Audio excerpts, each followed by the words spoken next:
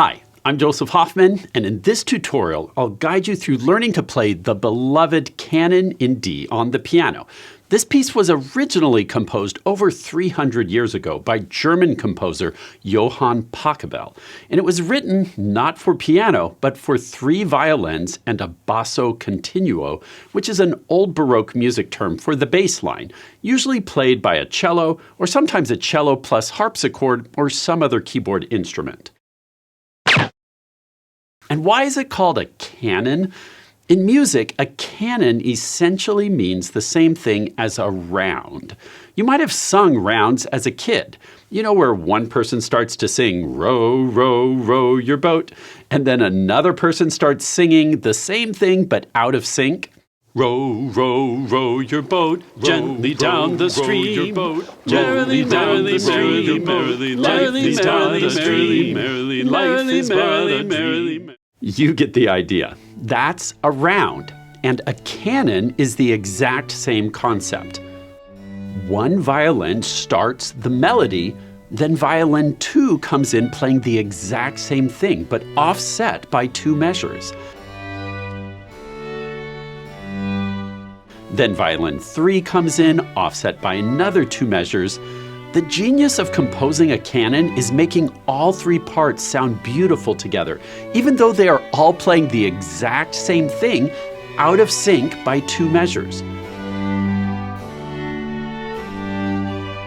Part of why we still love this piece over 300 years later is because of the exquisite musical craftsmanship Pachelbel used to weave these melody lines together. Let's get started learning to play. Don't forget, you can download and print the sheet music for Canon in D from the Hoffman Academy store using the link below. Now, let's take a look at this opening part for the left hand. You'll see this very simple bass line. And in Baroque times, this was called a ground bass. Ground bass means a bass line that repeats through the entire piece. You'll notice once you have these first 4 measures down, it's the same through the entire piece. In fact, this is why cellists infamously kind of hate Canon in D, at least some of them, because they play the same 8 notes the entire piece with no variation whatsoever. So once you learn this, your left hand is home free.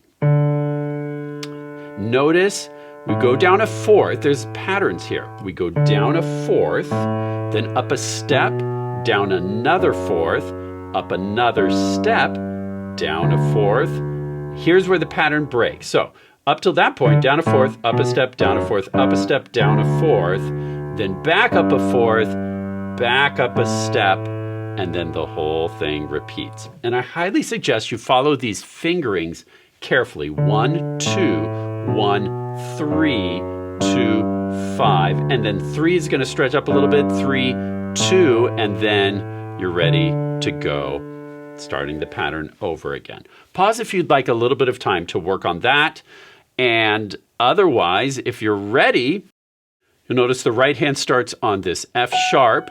Don't forget our key signature. We have 2 sharps because we're in the key of D, major. So don't forget, all F's and C's are going to be sharp. So we start on this C sharp, and then we're just walking down the scale. Finger 4 crosses over to C sharp. 1, 2, 3, 4. Step up for that beautiful opening. And then we have this melody now in 6ths.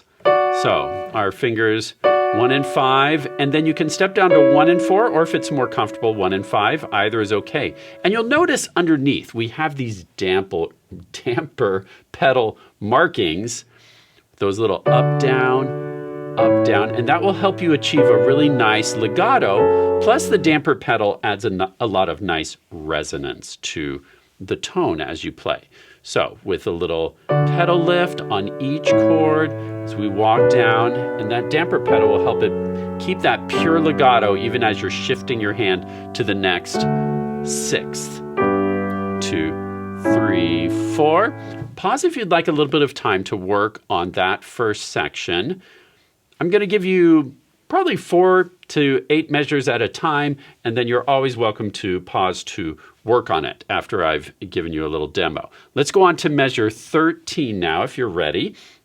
Finger 1 is on D here for this section, and now we jump to quarter notes. And by the way, I highly encourage you not to get carried away with this opening because it's easy, it's tempting to pick a really fast tempo. But know that 16th notes are coming when we get to this part. So if you pick something too fast for your half notes, you'll be in big trouble when you get to the 16th note. So think how fast you want to do those 16th notes and use that to set your speed for the half notes. And this piece will have the most beauty if you let it have a really calm start. So don't be in a rush here. And now we come to these quarter notes at measure 13. 1, 2, 3, 4, 1, 2, 3, 4, 1, 2, 3. Notice that 2 has to do a cross over there and then use a 4 here. That fingering is really important so you don't run out of fingers as you go to the next measure. Again, watching fingerings carefully.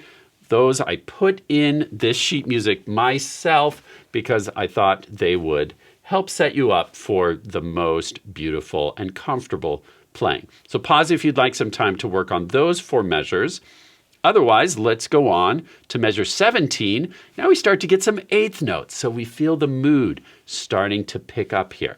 1 and 2 and 3 and 4 and 1 and 2 and 3. Now let me stop you there. Backing up, we've got these 6ths again, and then finger 2, big octave jump, and then a finger 1 is going to play a C sharp. Now, some piano teachers say you should never play finger 1 on a black key, but sometimes you can't help it. And this is the best fingering for right here. Right at the start of 18, we have this octave jump to finger 5, then stepping down, and then your finger 1 is going to come underneath. So to help with this, move your hand forward on the keys because your finger 1 is a short finger and it can't reach that black key without moving your hand forward. So get that hand up there so your finger 1 can come under to that C sharp. Okay, watch that again. 1 and 2, move your hand forward and just kind of turn your hand a little bit to the side so that finger 1 can come under, and then you'll be able to do those next 2 notes just fine. Finger 1, 2, 3. Sorry, 1, 2, 4, 5, and then you're home free. 4 crosses over. And let's stop on the first note of that next measure. Pause if you'd like some time to work on that, and especially watching out for that tricky fingering in measure 18. Trust me, that's the best fingering there. You just got to get your thumb up to that black key. That's the critical moment. Now, going on from measure 21, just a nice smooth flow of 8th notes.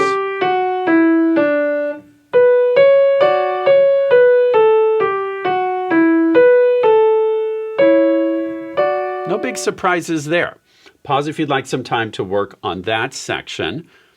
Otherwise, let's now look at the fun part. This is probably my favorite part of Canon in D, where we get these just flowing 16th notes. This is like when all the joy is flowing out everywhere. Now, to get this part right, be careful of the rhythms. Notice that some of these notes are 8th notes, some are 16th notes. If it has just the single beam, that's an 8th note. If it has the double beam, those are 16th notes, and they're counted differently. 8th notes go twice as slow as 16th notes. So it will help if you count it using a 16th note subdivision, which in music it's traditional to use 1E and a, 2E and a, 3E and a, 4E and a. Say that with me. Go. 1E and a, 2E and a, 3E and a, 4E and a. So whenever you have an 8th note, it's going to get 2 of those counts. And for 16th notes, it will just get 1 each. So for example, here in measure 25, this first note is an 8th note, 1E. So it will get the one E and then and 2. Each of these 16th notes will just get one count, 1E and 2E. That 8th note also gets 2 counts, 2E and 3E and 4E and so let's just clap that rhythm once while we count those subdivisions out loud. Say the 1E and while we clap it. Go.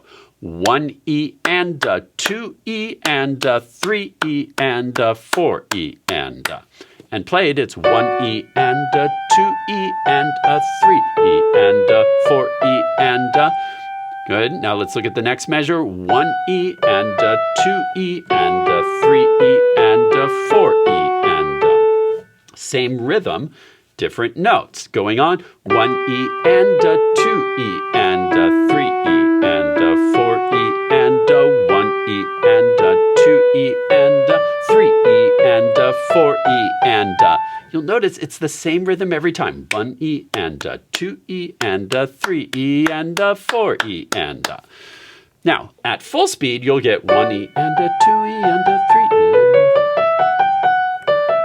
and whoops.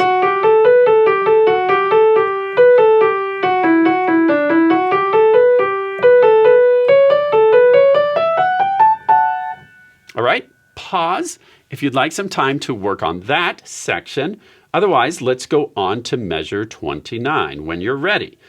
Same rhythms again, 1E and 2E and 3E. Once again, we've got to bring the finger 1 to the C sharp. So move your hand forward for that so it can comfortably. Don't twist your hand, just move it forward. So watch measure 29 again, 1E and 2E, move forward. 1E and 2E and 3E and 4E and 1E and 2E and now this is interesting because a 2 and 4 are going to cross over on beat 3 there. So look at measure 31 again. 1E and 2 cross over, 3E and 4E and 1E and 2E. Change to a finger 3 on this C sharp and 3E and 4E and 1. This is the section you're probably going to practice more than any other, this part with the 16th notes. Take your time, do it slowly, and please, please, please watch the fingerings. Those fingerings will save your life. Otherwise, you're going to run out of fingers. There's so many crossovers and going unders, and if you follow the fingerings, your fingers will be where they need to be for each note, and otherwise, there's no guarantees. Now, let's listen from measure 29 at full tempo now.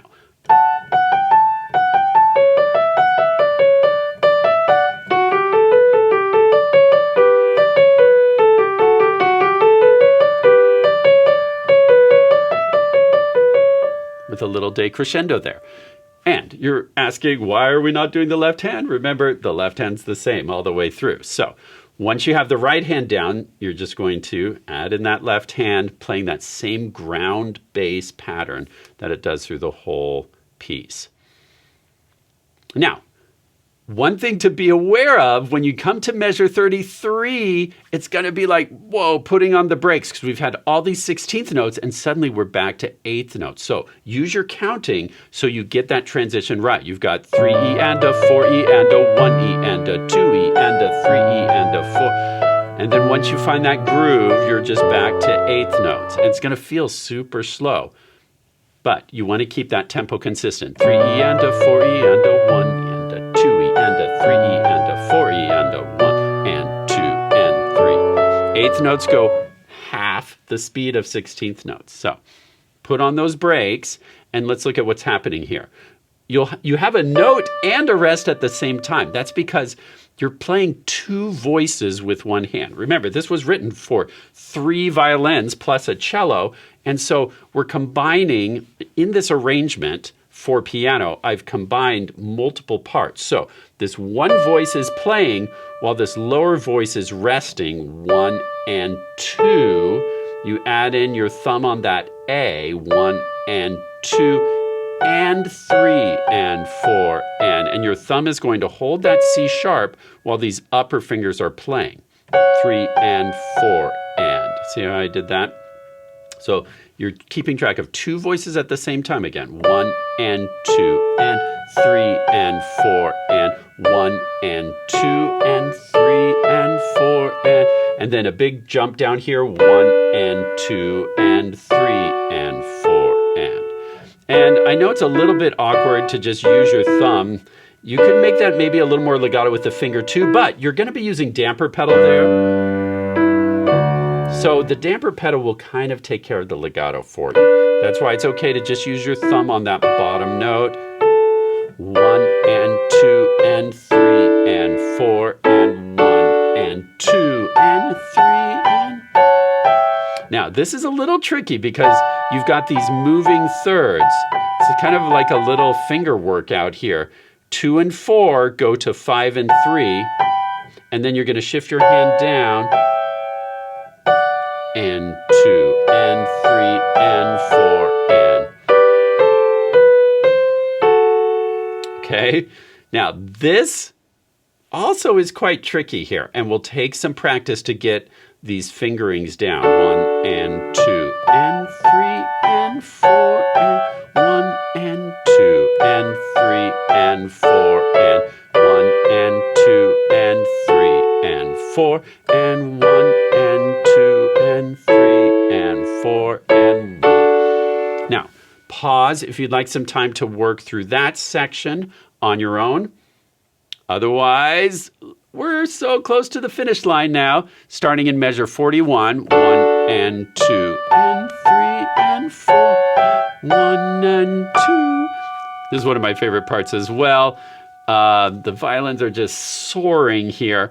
And I added these tenuto marks. That tenuto, or that flat line, is called a tenuto. It means to give that note extra weight. I want you to just play it with all the beauty of your soul right there. 1 and 2 and 3 and 4 and 1 and 2 and 3 and 4 and 1 and 2 and 3 and 4 and 1. That allargando marking, allargando, means to broaden. You're going to make it broader or slow. It's one way of saying slow down, but not slow down and lose energy, but slow down and grow in energy. It's a very grandiose, and just again, pour your soul into this ending. Let the energy swell right to the end as it broadens. Doom, 3 and 4 and 1.